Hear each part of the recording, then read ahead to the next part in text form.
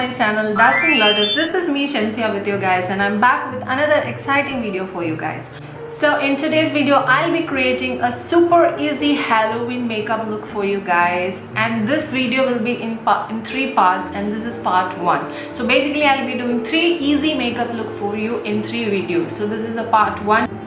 Less talking and more actions. Let's get into the video. But before getting into the video, if you haven't subscribed to my channel yet, please do consider subscribing to my channel. Also press that bell icon so that whenever I upload a new video, you'll get notified. So let's get into the video. This is my bare face. I have not put anything other than moisturizer. So before getting into the look, I have to put a nice clean base, so I'll be doing that first. And also today's look is a cracked scary face. So let's do the base.